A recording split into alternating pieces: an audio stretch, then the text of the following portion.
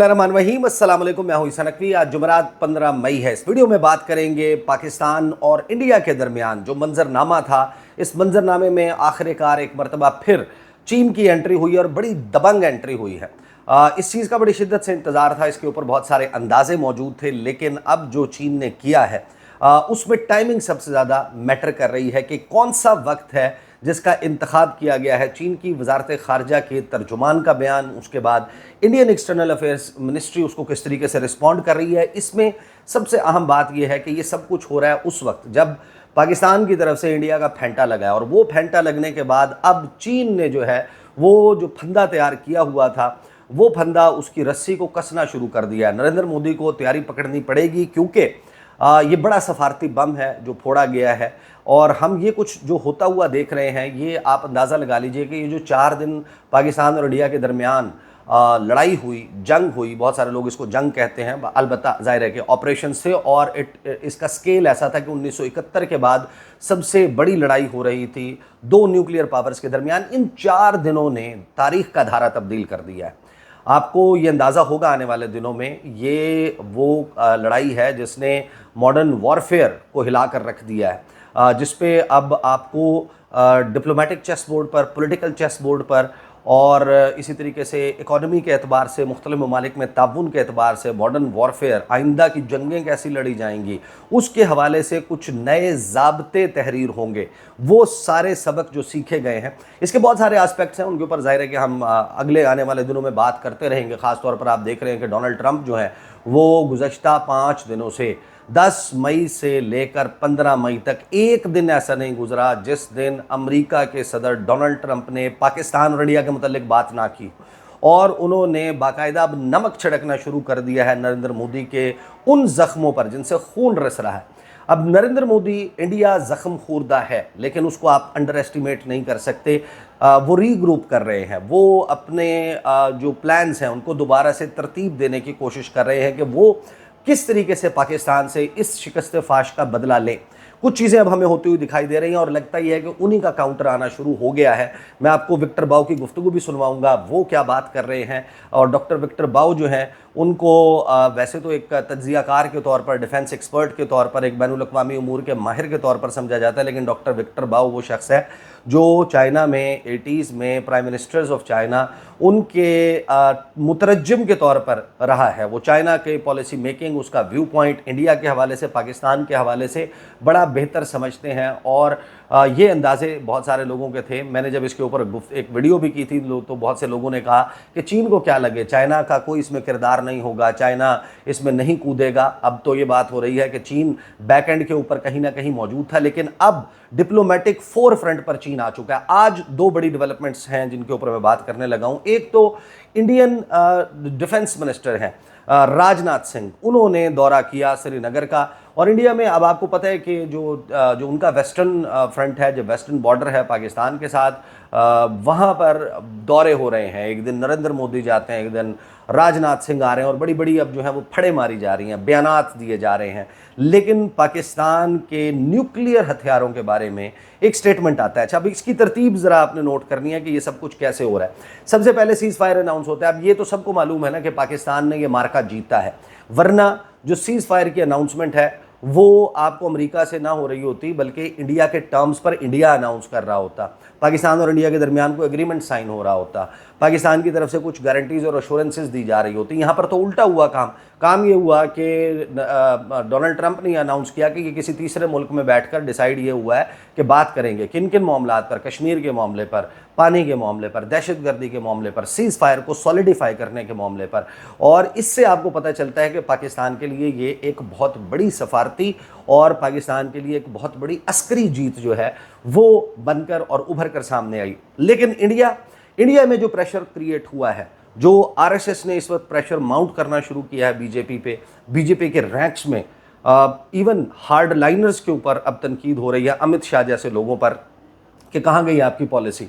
नरेंद्र मोदी को टारगेट किया जा रहा है, और इस सारी सूरत हाल में ये असेसमेंट्स की जा रही हैं कि इंडिया बैक ऑफ करेगा, इंडिया कोई नई चाल खेलेगा और उसके लिए वो पूरी तैयारी कर रहा है। वो काइनेटिक डोमेन में भी हो सकती है, वो डिप्लोमेटिक में। अब डिप्लोमेटिक में क्या उन्होंने किया, उन्होंने ये अनाउंस किया कि हम कश्मीर के ऊपर तो बात ही नहीं करेंगे, कश्मीर पर बात करनी है तो पीओके पर बात होगी। फिर पानी के ऊपर उन्होंने कहा कि पानी जो है वो इस तरह बहेगा और उस तरह बहेगा, और पानी वाला मामला अभी भी उन्होंने इन अबेयंस रखा हुआ है। पानी अगर आपको पाकिस्तान के दरियाओं में बहता हुआ नज़र आ रहा है तो ये जहन में रखिएगा, वो इस वजह से बहता हुआ नज़र आ रहा है कि इस वक्त पानी अबंडेंस में मौजूद है। पानी इंडिया के पास रोकने की इतनी ज़्यादा सलाहियत नहीं है, अभी ऐसा इंफ्रास्ट्रक्चर मौजूद नहीं है। जब तक इंडिया इस ट्रीटी को, इंडस वाटर ट्रीटी को मुकम्मल तौर पर जो है वो बहाल नहीं करता, उसको रिस्पेक्ट नहीं करता, ये ख़तरा मौजूद है कि सितंबर अक्टूबर का महीना वो होगा जब ग्लेशियर्स पिघलने का अमल रुक जाएगा, जब बारिशों का मानसून का सीज़न ओवर हो जाएगा, दरियाओं में पानी की किल्लत होना शुरू हो जाएगी, कैचमेंट एरिया में बारिश नहीं हो रही होगी। उस वक्त इंडिया के पास जो छोटी छोटी कैपेसिटीज़ भी हैं, Baglihar dam, Baglihar 1, 2, Wular barrage, Kishan Ganga dam, वहाँ पर भी पानी के साथ बड़ी छेड़छाड़ कर सकता है। तो इंडिया ने तो पूरी तैयारी कर ली है। पहले आप ज़रा सुन लें राजनाथ सिंह ने क्या कहा, फिर मैं आता हूँ कि चाइना ने एन उस वक्त जो डिप्लोमेटिक मूव शुरू की है वो हमें कौन सा मंजरनामा बनता हुआ दिखाई दे रही है। पहले ज़रा सुने राजनाथ सिंह ने क्या कहा है। आज श्रीनगर की धरती से मैं पूरी दुनिया के सामने यह सवाल उठाना चाहता हूं कि क्या ऐसे गैर जिम्मेदार और रोग नेशन के हाथों में परमाणु हथियार सुरक्षित हैं? मैं दुनिया के सामने यह सवाल खड़ा करना चाहता हूं। मैं मानता हूं कि पाकिस्तान के एटमी हथियारों को IAEA, international atomic energy agency की निगरानी में लिया जाना चाहिए।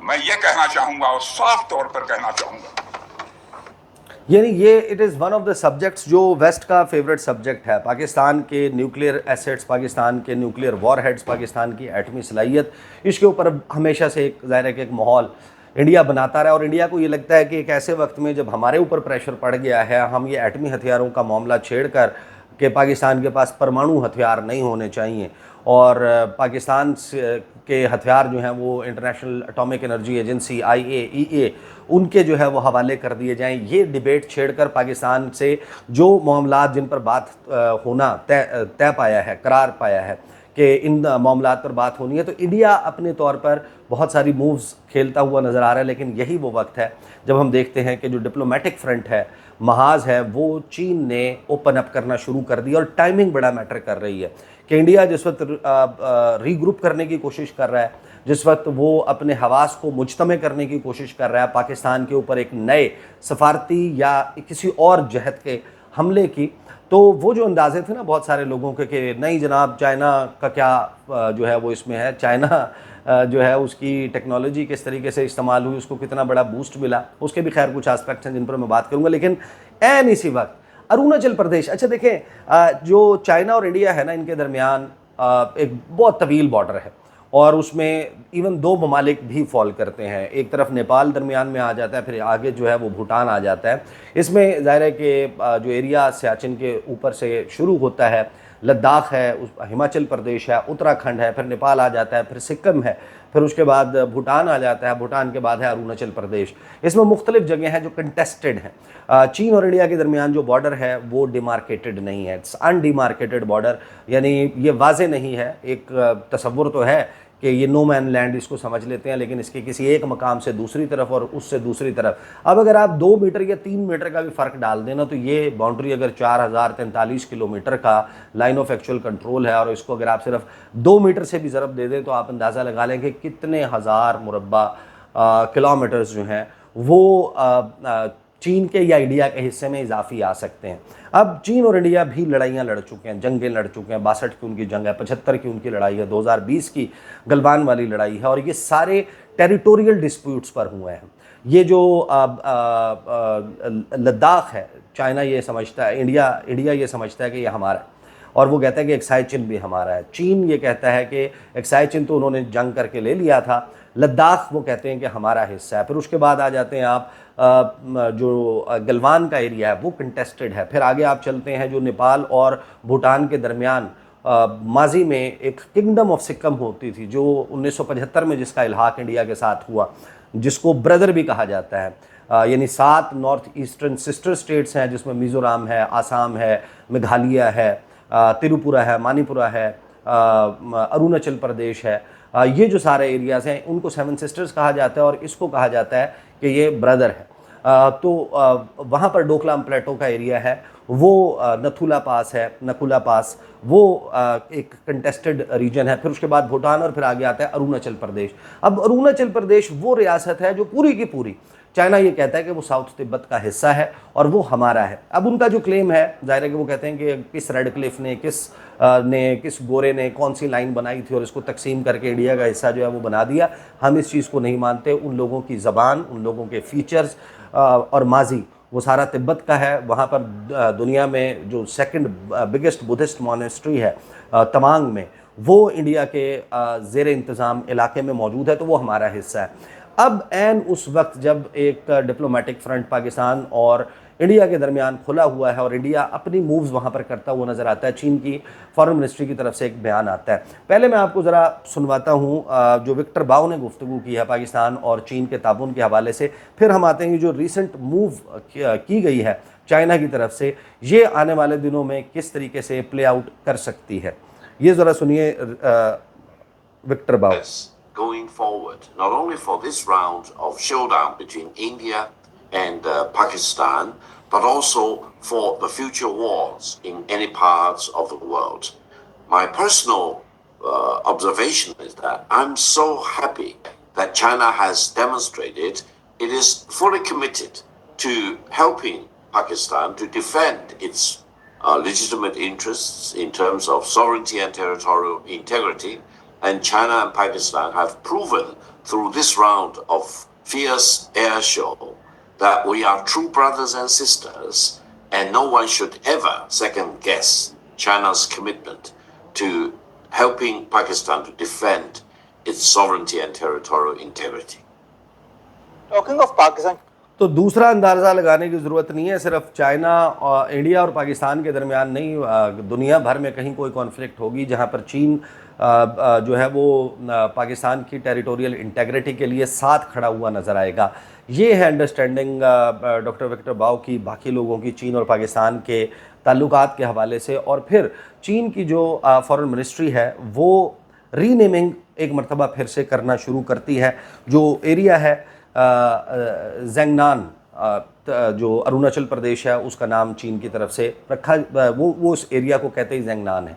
और वहाँ पर मुख्तलिफ़ जो इलाके हैं, शहर हैं, उनके चाइनीज़ यानी मैंडरीन लैंग्वेज में वो नाम पहले भी दे चुके हैं, लेकिन दोबारा से एक मरतबा ये काम करना शुरू किया जाता है। उसके ऊपर रॉयटर्स ने और बाकी लोगों ने जो एक एक्सचेंज हुआ है इंडिया और चाइना के दरमियान, इसके ऊपर जो लिखा है, इस पर आने से पहले देखें, जो उसको अंडरस्टैंड करें। जो चिकन स्नैक की हम बात करते हैं, एक बहुत ही दुश्वार गुजार एरिया में इंडिया का जो राब्ता है अपनी नॉर्थ ईस्टर्न स्टेट्स के साथ, 7 रियासतों के साथ और फिर सिक्किम के साथ, इन तमाम के साथ, वो एक छोटे से रास्ते से, दुश्वार गुजार रास्ते से, तकरीबन आप यूँ समझें कि उसका जो सबसे शॉर्टेस्ट पॉइंट आता है वो 20 से 22 किलोमीटर का है। एक तरफ उसमें बांग्लादेश है, दूसरी तरफ नेपाल है, और अब बांग्लादेश में एक एयरफील्ड की बात हो रही है कि वो चीन जो है वो कंस्ट्रक्ट कर रहा है। तो ये 20-22 किलोमीटर अगर यहाँ पर बम्बार्डमेंट के ज़रिए या एक एक्टिव कॉन्फ्लिक्ट शुरू होती है, जिस तरह अभी पाकिस्तान और इंडिया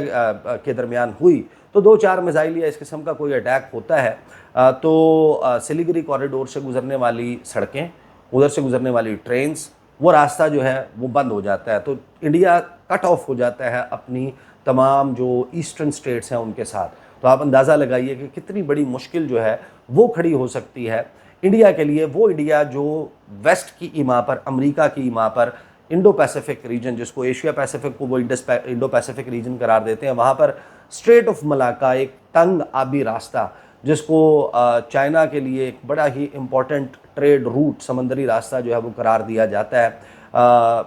चाइनाज़ डायलेमा भी इसको कहा जाता है। उसको ब्लॉक करने के लिए अपनी मूव्स करता हुआ इंडो पैसिफिक में नज़र आता है। जो उनका अंडमान एंड निकोबार आर्कीपेलागो है, वहाँ पर जो इंडियन नेवी के नेवल जो मनूवर्स हैं वो होते हुए नज़र आते हैं। फिर उनका मुख्तलिफ मुआहदे, तो वो जब उधर मूव्स करता हुआ नज़र आता है, तो यहाँ पर ये डोकलाम प्लेटो जो ट्राई जंक्शन है सिक्किम यानी कि इंडिया का जो अब हिस्सा है भूटान और चाइना के दरमियान, वहाँ से सिलीगुड़ी कॉरिडोर के इस चोक पॉइंट का रास्ता को 80-82 किलोमीटर बनता है एरियल डिस्टेंस। और इसको वहाँ से टारगेट करना या किसी और जगह से इतना बड़ा और मुश्किल काम नहीं है। लेकिन चाइना की तरफ से इस तमाम सिनेरियो में जब पाकिस्तान और इंडिया के दरमियान एक स्टैंड ऑफ अभी भी जारी है, खबर आती है, अब न्यू दिल्ली से रॉयटर्स ने इसको तरतीब के साथ रिपोर्ट किया है।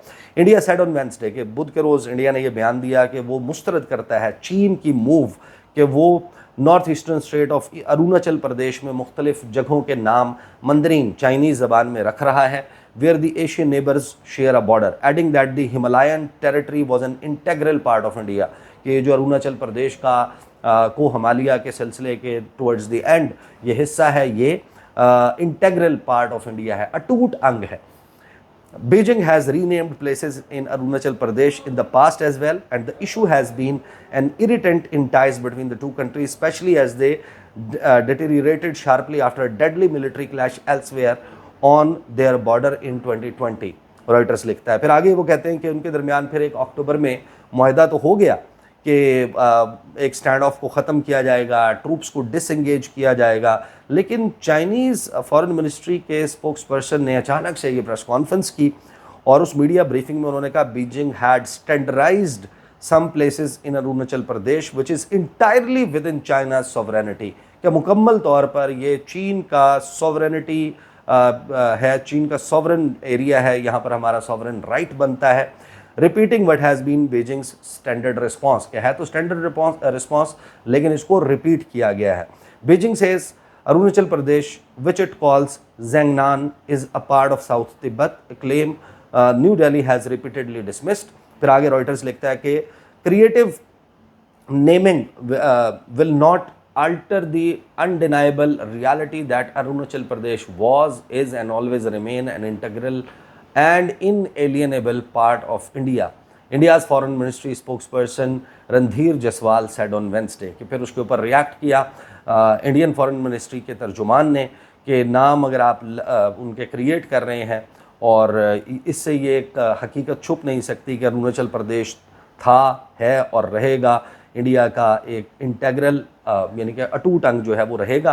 फिर वो इसकी हिस्ट्री बताते हैं कि अप्रैल में चाइना ने लास्ट ईयर इसी तरह की एक मूव की थी, 30 लोकेशंस का नाम दिया था, लेकिन अब ये जो टाइम है ये पाकिस्तान और इंडिया के दरमियान जो हालिया चपकलिश है उसके वक्त पर इसका अनफोल्ड होना ये वाज़े कर रहा है कि चीन और पाकिस्तान में कहीं ना कहीं एक अलाइनमेंट मौजूद है। ये भी ध्यान में रखिएगा कि यही अरुणाचल प्रदेश है जिसके ऊपर साउथ तिब्बत के इलाके से जो रिवर ब्रह्मपुत्रा जब वो एंटर होता है वो चाइना से इंडिया में, तो वो उसका नाम ब्रह्मपुत्रा बन जाता है। उससे पहले वो बेंड लेता है, मोड़ काटता है, उसको द ग्रेट बेंड कहा जाता है।